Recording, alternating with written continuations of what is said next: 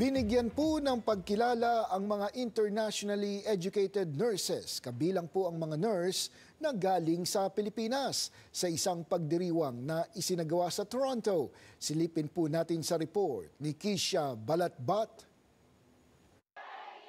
Ipinagdiwang sa Toronto ngayong linggo ng Insight Nursing Network ang kanilang ika-7 taong anibersaryo. Isa sila sa mga grupo na tumutulong sa mga internationally educated nurses sa Canada, lalo na ang mga bagong dating na Pilipino. The transition to becoming a registered nurse here or a registered practical nurse here, even if you are a nurse back home, is very difficult.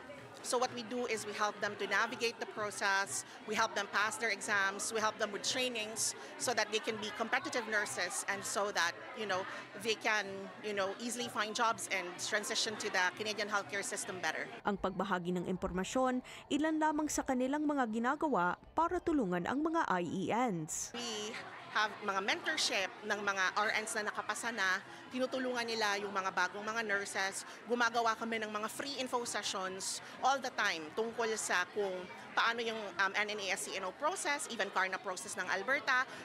Gumagawa kami ng mga info session about resume building, about job search, about nursing concepts as well. Isa si Ian Lacamento sa mga internationally educated nurses na natulungan ng grupo. Aniya, marami siyang pinagdaanan para makuha ang kanyang lisensya sa Canada, tulad ang pagbalanse ng mga pansamantalang trabaho at pagsisimula ng kanyang karera. Hindi po siya biro, hindi po siya basta-basta. Pagdadaanan mo talaga yung paghihirap. Dumating po sa punto na ako personally, nagtrabaho po ako sa factory, nagtrabaho po ako sa coffee shop. Marami pong pinagdaanan, naging caregiver po ako dito until I found the support kung paano po i-process yung pagiging licensed registered nurse dito. Ayon kay Ikamina, ipagdidiwang nila ang mga internationally educated nurses dahil malaki ang tulong na naibibigay ng mga ito sa healthcare system ng Canada. They are very skilled.